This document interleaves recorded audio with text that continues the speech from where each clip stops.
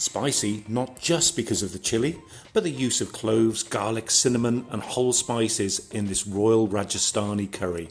It's rich, indulgent, and the mustard oil is essential in giving the curry its tang. Here's the ingredients list. I'll put a copy of these down in the comments below so you can copy. So let's get a simple bit of preparation done. I've got our 10 dried chilies here. Now, traditionally in Rajasthan, they would actually use Mathania chilies. I can't get hold of those in the UK. In fact, they're virtually impossible to get outside of northern India, so I'm using regular dried chilies.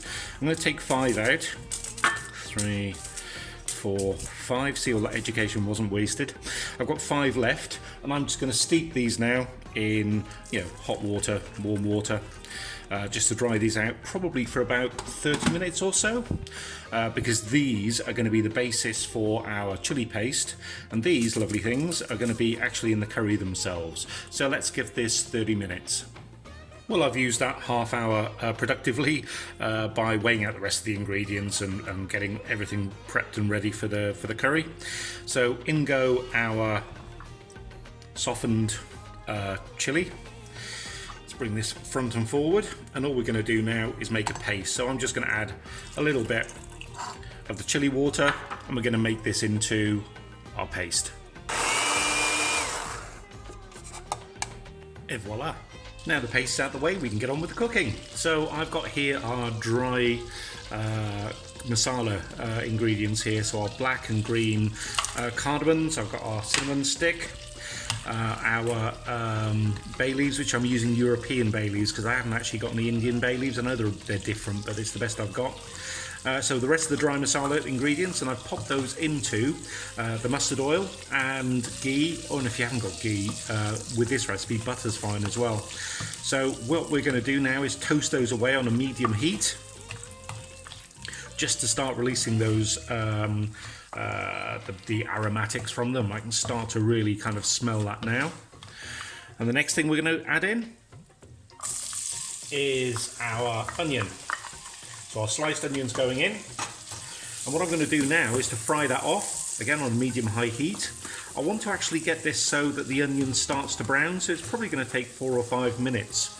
And to help that along, I'm just going to add really a little sprinkling of salt at this point, just to draw out the moisture, and that will help get these onions starting to brown off. Now our onions have just started to brown. I don't want them to go too far, because next comes the main ingredient. Well, first thing I'm going to do is add in the rest of the dried chilies from earlier. I'm just going to give that a bit of a toss. And next come the meat, and we're going to brown this off. It's not really going to brown because there's a lot of liquid in there, but we're certainly going to fry this off probably for 10-11 minutes. So let's get the meat in there, and let's start to combine everything and start to get that meat colouring and browning. Now, just as I'm browning the meat, this particular recipe has a kind of sister recipe from Rajasthan called Laal Maas, which is completely different to this. It's very mild and it's almost white. So whilst this is hopefully going to be a very vibrant red, that particular one is a very, very contrastful curry. So I thought next week, perhaps for the channel, I'll make the sister recipe, and we can do a side-by-side comparison maybe. But it'll be quite exciting to try the two. I've had this particular recipe before, but I've not tried the Laal Maas. Yeah, I'm excited to try that out. I'll do a bit of research as to what I think some of the best recipes are. But these are both from Rajasthan. They're both quite decadent curries.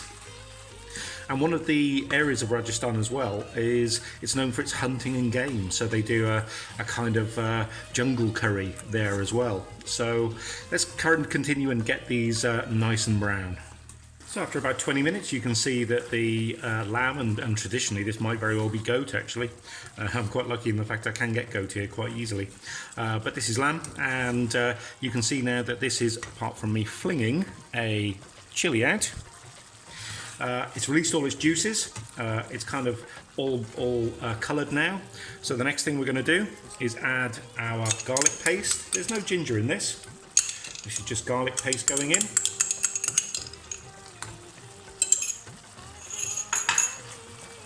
and the smell from the black cloves and black cardamom is absolutely gorgeous. It's really quite heady. So now that's all mixed in, it's time for our curd or yogurt. So I've got our chili here, I've got our coriander, our cumin and our turmeric. I'm going to add to that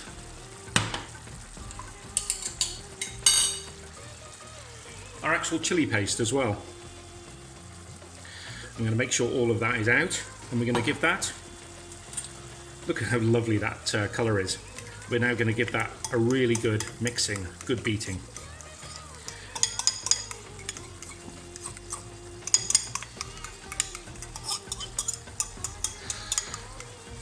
And that is going to go straight in. So let's combine the yogurt and the lamb now. Coming on to the final stages now.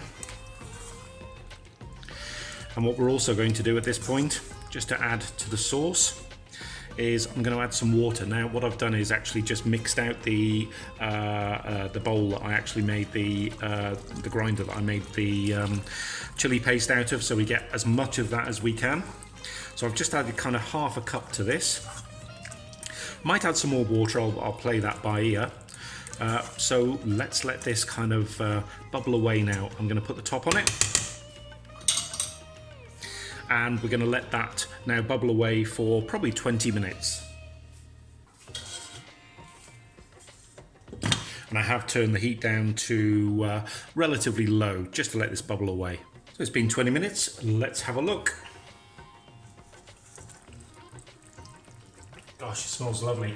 Can you see how the kind of chilies have bloomed? So you've got that kind of lovely kind of red oil at the top. This is looking really beautiful. So really our last step is have a quick check of the sauce to see if it's salty enough for you.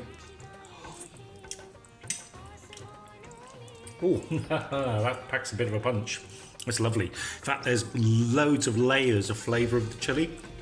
For me, that just needs another teaspoon or so of salt, but do check it before it's cooked so that you can incorporate it if you like. And then our very last one is our garam masala, so I'm just going to finish it off with the garam masala going in. Give that a stir, and then I'm going to keep the top off this. I'm going to keep it on low heat, but I'm going to let this simmer away for 10 minutes. I want the sauce just to thicken up a little bit. It's thickened up quite nicely actually, but I want it to thicken up a little bit more. And then after 10 minutes, this is going to be ready to rock and roll. Now we've tried this, let's try its sister curry, Safford Maas, the white curry. So stay tuned and subscribe and see when it's coming out.